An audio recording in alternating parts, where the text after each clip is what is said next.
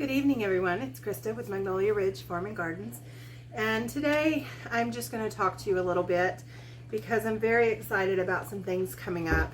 One is the Three Rivers Pantry Challenge, which, if you are not familiar, I know many of you found me that way over this last year, but I will put a link in the description to Jessica's video over at Three Rivers. I kind of started YouTube on that journey just as a way to, keep track of what I was doing. And I kind of jumped on board with that challenge, and it was amazing. And so I will link a couple of my videos from this past year, as well as her video explaining everything. But I wanted to kind of go over what my rules for me were and what I will be doing for it. Now, last year, my main goal was to clean out this one freezer.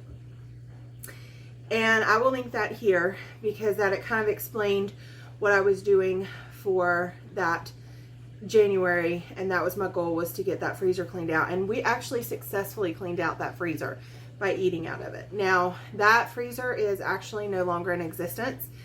Once it got cleaned out and we were defrosting it, the Freon line got punctured, and it is a very old freezer, so it wasn't worth trying to have it repaired or anything. So we are going to be pulling that out of the basement. It's kind of trapped where it's at, but it is empty. It's turned off. That freezer is no longer in existence, which kind of makes me sad because we successfully cleaned it out and then we were never able to use it again. But all of my other freezers are actually currently organized.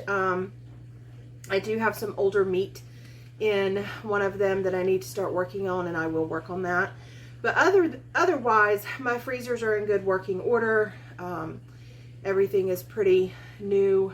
We did butcher a cow this past fall, so we have a cow in one of them. And we just butchered some chickens recently, right before Christmas, like 2 weeks before Christmas. And so we have a very small freezer that's full of chicken.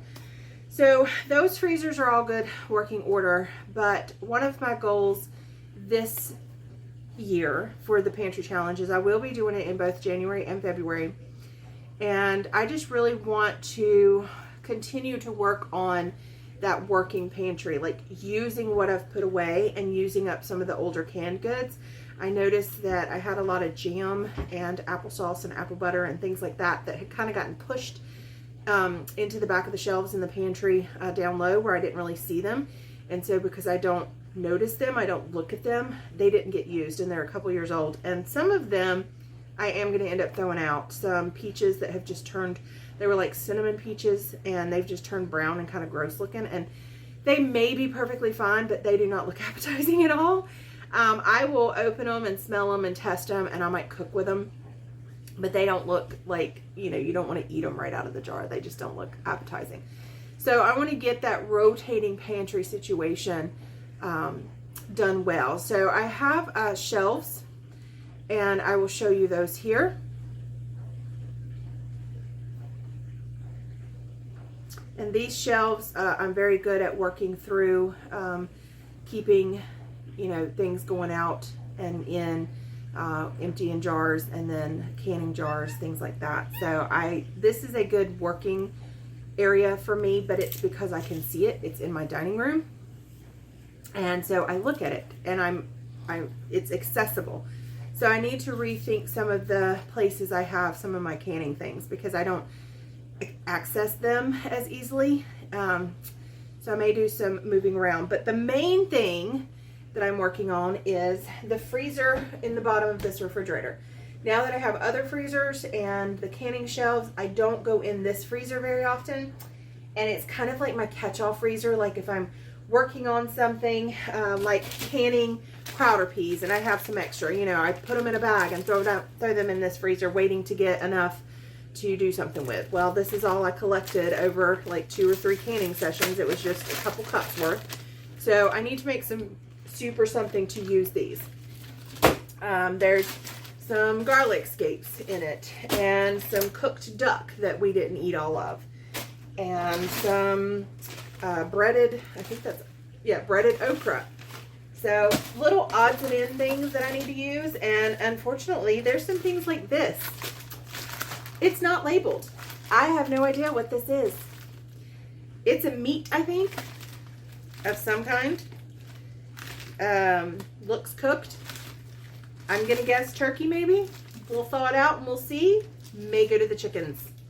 You know, and then there's some other little things that, you know, I came home and I had groceries and I just threw them in there. So like some hash browns and bacon that have just been in there. And because I don't go in it, I don't meal plan around it. So we're going to tackle this freezer for sure.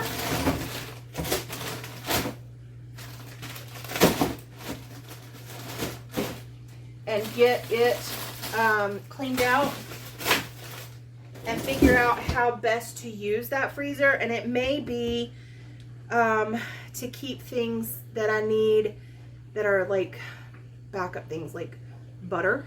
You know, I keep butter in the freezer. So things like that may work better in here than just having a hodgepodge of different things. So that is one of my goals for the pantry challenge this year. So we'll be taking inventory and I will be doing some meal planning, and I will probably do a separate video on that, you know, kind of lists, we'll talk about my inventory of what I have, the meals that we most often do. Like I do spaghetti probably once a week because I have spaghetti sauce on my shelf, and so when I need a quick dinner, that's the easiest one to do. So we'll talk about that and make that list of those tried and true recipes that I'm going to use. And then we're also going to make a list of recipes that I want to try. So my only rules are probably going to be the same as last year. I will have one shopping trip right at the beginning of the pantry challenge, and it's going to fall like 1 week into it. And that is strictly because paychecks. You know, we're on a budget. Just like everybody is on a budget right now. And with inflation and stuff, we have to stick to our budget. And unfortunately, we had, you know, Christmas. And I overspent a little bit on Christmas. I will admit it. But we had a great Christmas. And now I've got to finish paying off my property taxes. And so it's just, you know, things are a little tight right here at the end of the year. So I have to plan this one shopping trip, that paycheck, a week into the new year, just because I have to go to Sam's Club, and Sam's Club is always expensive because that's where I do some bulk buying, and I need, you know, things like dishwasher tabs and toilet paper, and plus I want to get some fresh fruits and vegetables and fill in some gaps that we're going to need to fill in because the freeze killed our porch plants, or our porch beds, and our peppers in the greenhouse. So some of the fresh foods that I had counted on coming in, you know, my collard greens and stuff were almost to the point that I could harvest, and my lettuce was almost, you know, another few weeks and I would have been able to harvest, but the freeze wiped them out. So I'm going to have to kind of fill in some of our green fruits or our fresh fruits and vegetable areas because I'm not going to have that to rely on. So I have that one trip planned. And then after that, it will only be for some fresh items for the kids' lunches and stuff, just like last year. And of course, milk and cheese, because we do not have a dairy option yet. So those are my rules. But we're going to cut way back on the groceries to almost nothing. But we will allow for school lunches and some fresh vegetables and stuff to come in. So that one trip is already planned, and it just cannot be helped because of the budget. So those are my rules. Those are my goals for the pantry challenge this year. And then everything else, there's, you know, something else that I'm really excited about, and I need to tell you a little story. So I am in the process of cleaning out, and I ran a poll not long ago saying, do you want to see me organizing and stuff like that? And the poll, not many people voted, so, you know, but the ones who did voted to show everything. Well, I'm starting in my bedroom, so I'm not really showing that right now, but during that process, I have found some things, and I'm really excited to share that with you tonight, especially because the date is very coincidental. But I have halved my wardrobe, my clothes pile. So I'll throw up a little video right here. This is the pile of clothes that has come out of my bedroom that I will be donating to charity. And this is just my clothes. We have not downsized my husband's yet. We have not downsized the kids because that is on them. I don't, I'm only doing mine. But anyway, the reason I bring this up is because during this process, I found this in my bedroom. And what this is a recipe box from my great aunt. And I pulled up her information. I went online and I actually pulled it off her obituary. And I'm going to tell you just a tiny bit about her. And her name was Nyla Mae Hooser Duncan. She was born on December 28th, today, in 1919. So over 100 years ago, my great aunt was born. And happy birthday, Auntie. That's what we called her. Happy birthday, Auntie in heaven. And she passed away September 29th, 2011. So after my husband and I had been married, I was in my 30s when she passed away. So I remember her, I grew up with her.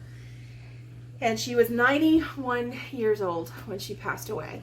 And she was born to my great-grandfather, who I also remember very well, Glenn Paul Hooser and Molly Ann Heath. I don't remember Molly, but I do remember great-grandpa. He was in his late 80s when he died, I believe. And he lived with my grandparents for a little while. And he also lived with my Aunt Lyda. And I used to go stay with my Aunt Lyda and go to vacation Bible school during the summer. And so I would spend a whole week at her house, and he was there gardening. And I used to sit at his chair. He always kept a chair right beside the garden. And he was ancient to me. But he would have his hoe, and he would go out there and he would hoe, halfway down a row, and then he would come sit for a little while. And then he would go hoe. And so when I was there, he would have me like pull weeds and stuff.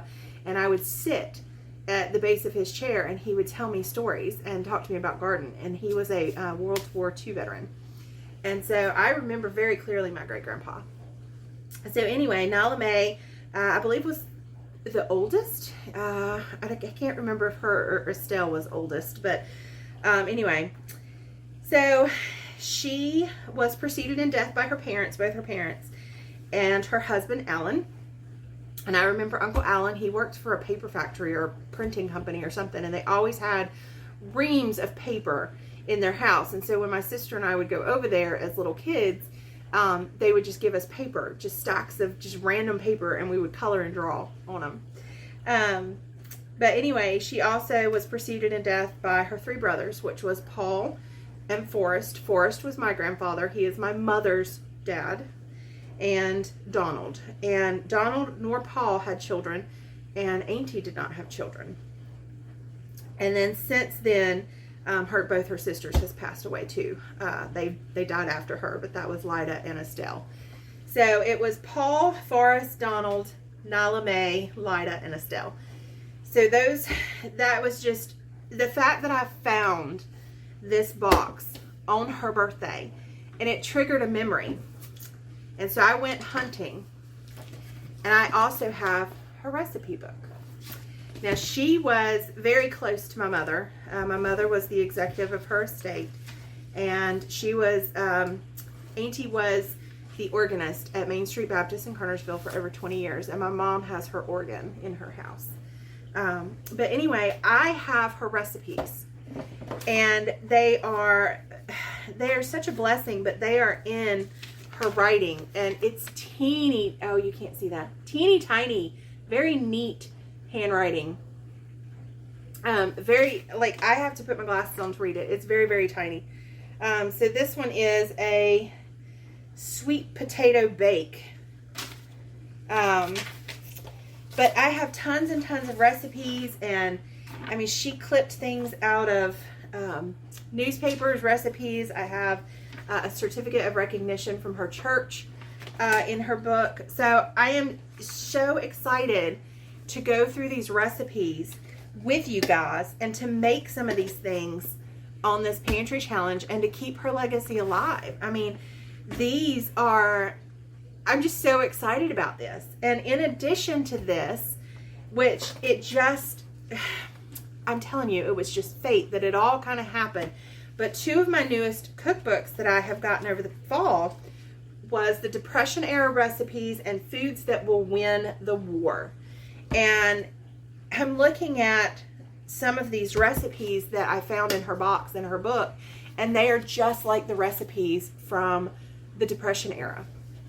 So these are Depression, I mean, she lived through all that, her family did. So I am very excited to use these tools that are, you know, our history, and make recipes and stuff on this pantry challenge, and all through the year. I'm going to keep doing it. But that made me so happy to find that and realize when I looked up her information that today was her birthday. And so it just felt like another little Christmas gift to me from her and to my family, because I will bring these recipes back and back to life, and they'll be here for everyone to share and to enjoy. So I'm excited to share a piece of my family with you through that. So everyone wish my great aunt, Auntie, aka Nyla Mae Hooser Duncan, a happy birthday in heaven. And we are so excited to share some of her life and story with you guys. And I look forward to sharing, you know, the recipes and the handwritten notes and things like that with you and my family on the YouTube channel and via the Three Rivers Pantry Challenge. So I hope you all will come along on this journey with me in January and February 2023, and check out the hashtag Three Rivers Challenge to check out other people who are going to be joining in this year, and go over, and if you don't find me through Jessica and that hashtag, then go check her channel out and give her a like for coming up with this challenge. Like, I think she said 5 years ago that she started doing it and just made it a thing. So thank you for joining me tonight. I know it was more of a talking video and less of an informative video, although I hope you did appreciate the information about my great aunt and look forward to trying these recipes with me of hers. So thanks guys, and we will see you on the next one. Bye guys.